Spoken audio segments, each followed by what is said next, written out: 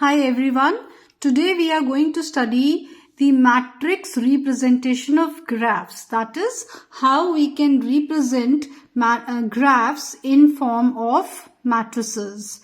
So within the matrix representation of graph, first we will study incidence matrix. So what is an incidence matrix? Let capital G be a graph with n vertices, E edges and no self loops. That is, we are considering a simple graph G which has n number of vertices, E number of edges and does not have any self loops. Now if I define an n by E matrix, that means a matrix represented by capital A. N by E means row by columns. N is representing the number of rows and E is representing the number of columns. So when I say N by E matrix, you know that a matrix is always represented in a two-dimensional form in terms of rows by columns. So when I say an N by E matrix, that means N here is representing my rows and E here is representing my columns. So N by E matrix means the number of vertices by the number of edges, because the number of vertices is represented as the rows of the matrix and the number of edges is represented as the columns of the matrix. And this matrix is given the name capital A, which is represented in the form A equals to small a ij, where ij represents the ith row and jth column. So element at the ith row and jth column. So basically, an incidence matrix will be a matrix consisting of all such elements with the ith row and jth column, whose n rows correspond to the n vertices, and as I said, e columns correspond to the e edges. Right? That means the rows are representing the vertices of the graph and the columns are representing the edges of the graph. And this way we can represent the incidence between the vertices and the edges through an incidence matrix. That is why the term or the name incidence matrix has been given, because this particular matrix is representing the incidence between the edges and the vertices of the graph, wherein each element of the matrix is representing the incident at the incidence between the vertices and the edges at the ith row and jth column. So what will the matrix elements contain? For the matrix element, for any specific element at the ith row and jth column, I can be any number from 0 till n, and j can also be any number from, I can be any number from 0 to n minus 1, and j can also be any number from 0 to n minus 1. That means any element at the ith row and jth column equals to 1 if the jth edge ej is incident on the ith vertex vi. In simple language, that particular element of the element or coordinate of the incidence matrix will have 1 if that particular row and column are incident upon each other, or in other words, that particular edge, vertex and edge are incident upon each other. The I, that is the row, is representing the vertex. The j, that is the column, is representing the edge. So if ith vertex and jth column are incident upon each other, then the coordinate at this particular position for the incident matrix will be represented by a 1. And if the ith vertex and jth edge are not incident upon each other for that particular element at a coordinate position of the incidence matrix, then it will be represented by a 0. So basically, the elements of the incidence matrix will have a 1 if the ith vertex and the jth edge are incident upon each other, and the element of the incidence matrix will have a 0 if the ith vertex and jth edge are not incident upon each other. To make things clear, let us consider this particular example. So practically, how we can represent an incidence matrix, this you will be able to better understand through an example. If this is a graph, right?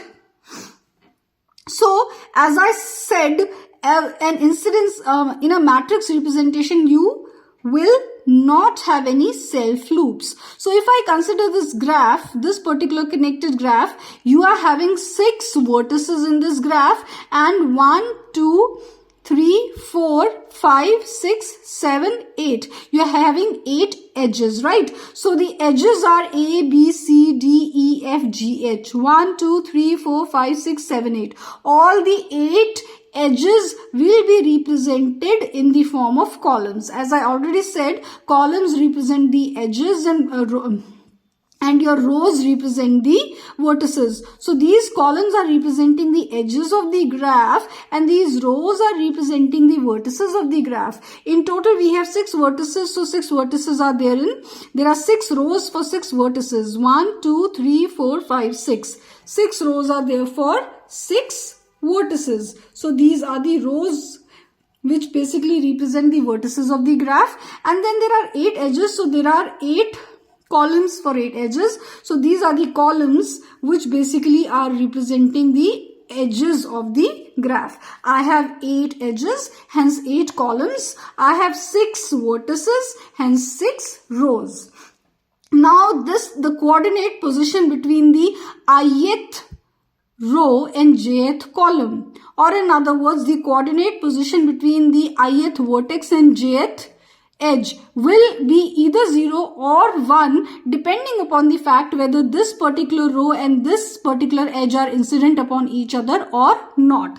As simple as that. For example, if I look at vertex V1 and edge A, is there any incidence between vertex V1 and edge A? No, there is no incidence between vertex V1 and edge A. So there will be a 0 at this coordinate position. If I look at vertex V1 and edge B, again there is no incidence between vertex V1 and edge B. So it will have a 0 at this coordinate position.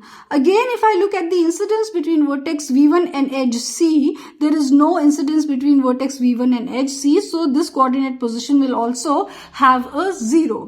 Now if I look at vertex V1 and edge D, there is an incidence between vertex V1 and edge D. So that means there will be a 1 at this coordinate position. Then V1 and edge E, there is no incidence between V1 and edge E, so a 0 at this coordinate position. Then vertex V1 and edge F. Of course, there is an incidence between vertex V1 and edge F, so a 1 at this particular coordinate position. Then there is no incidence between vertex V1 and edge G, so a 0 at this coordinate position. And again, there is no incidence between vertex V1 and edge H, so a 0 at this coordinate position, and similarly for all the vertices and edges of the graph. So if there is a incidence between the vertex and edge, it will be represented by a 1, and if there is no incidence between a vertex and an edge, it will be represented by a 0. So in this incidence matrix, wherever you are seeing 1s, that means there is an incidence. So clearly by looking at the incidence matrix, I can say that there is an incidence between V1 and D, vertex V1 and edge F. Then there is an incidence between vertex V2 and edge E, vertex V2 and edge F, vertex V2 and edge G, vertex V2 and edge H.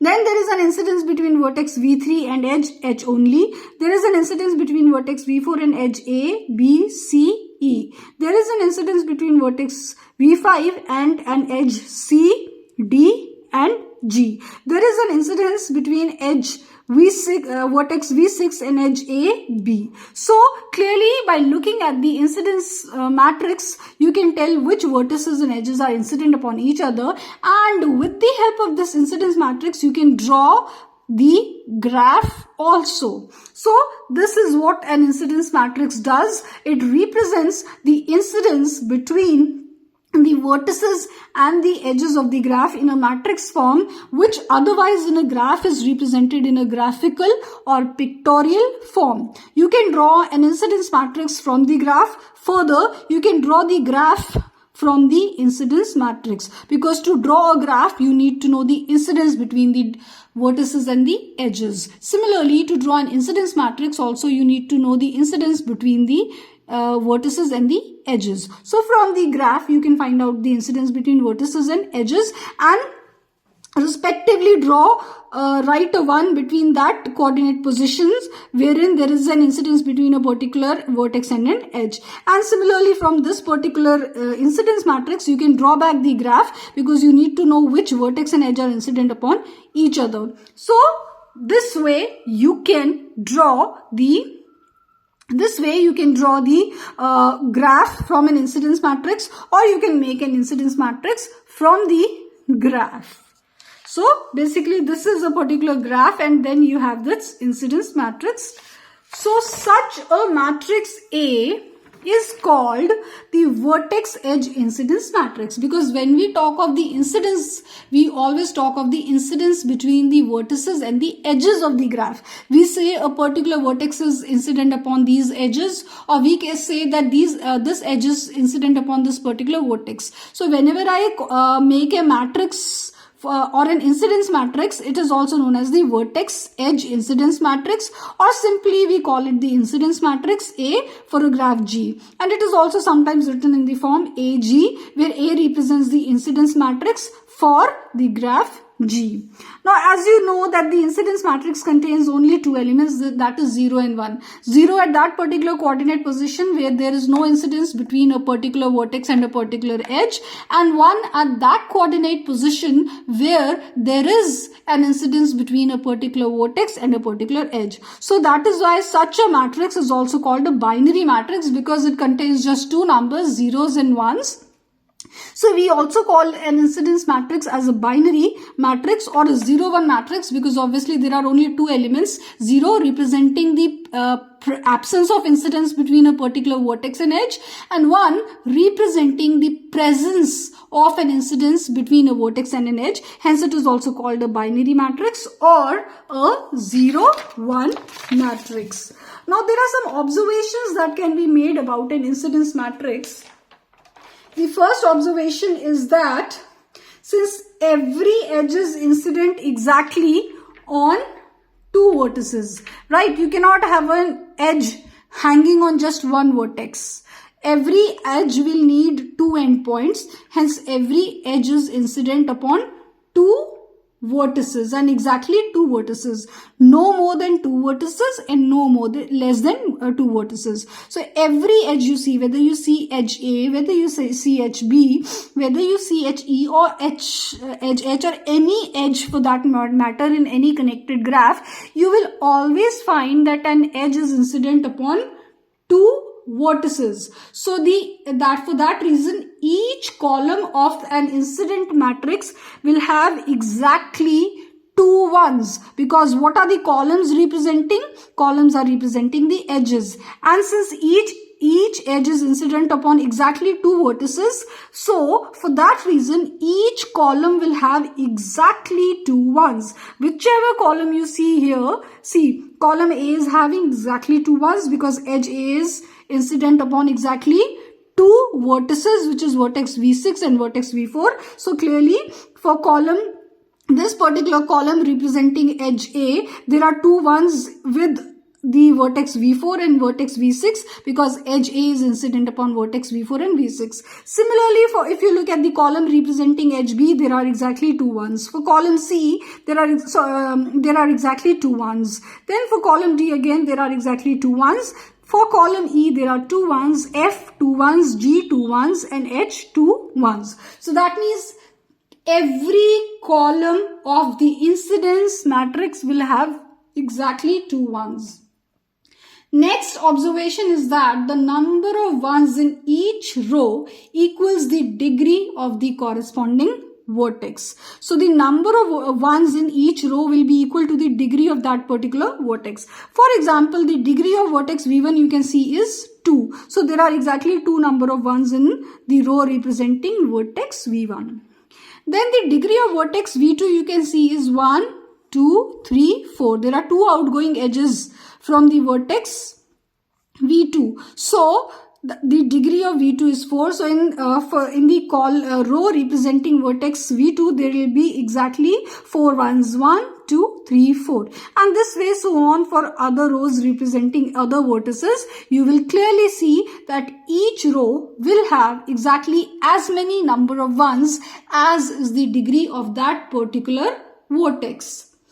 A row with all zeros therefore represents an isolated vertex. Here in this case we do not have any isolated vertex, hence you cannot find any row with all zeros. But if you find a row with all zeros, you can conclude that that particular row is an isolated vertex because there is no edge incident upon that vertex. Hence that particular the row for that particular vertex will have all zeros. Parallel edges in a graph produce identical columns. Quite obvious. They are parallel edges, so that means they are incident on the same pair of vertices. For example, here you can see A and B are parallel edges. Hence, because they are incident upon the same pair of vertices V4 and V6. Right? That is why A and B are parallel edges. And as per the observation, it says that the parallel edges in the graph produce identical columns in its incidence matrix. For example, in this particular case only you can see A and B are parallel edges. You can clearly see they are producing identical columns. Exactly same number of zeros, exactly same number of ones, and exactly at the same coordinate positions also. 0, 0, 0, 0, 0, 0, 1, 1, 0, 0, 1, 1. So they are producing identical columns as they are parallel edges. And the last observation is that if a graph G is disconnected, see here we are considering a connected graph, but if in case the graph is disconnected, obviously it will consist of two components, and those two components are connected in themselves. The graph itself is disconnected, but the components of that particular graph will be connected. If it has two components, say G1 and G2, then G1 will be connected in itself and G2 will also be connected in itself. So in that case, the two components, if I represent those two components by G1 and G2, right, the graph G is disconnected, but it has two components G1 and G2 which are connected. So the incidence matrix AG for a disconnected graph can be written in a block diagonal form, wherein you will have AG1, that is the incidence matrix for the component G1, and AG2, that is the incidence matrix for the component G2. So in this manner you can make the incidence matrix for the connected components of a disconnected graph in the block diagonal form. AG1 here represents the incidence matrix for the component G1 and AG2 represents the incidence matrix for the component G2, and no edge in this particular component G1 is incident upon the vertices of the component in G2. Similarly, no edge in the component G2 is incident upon any vertex of the component G1.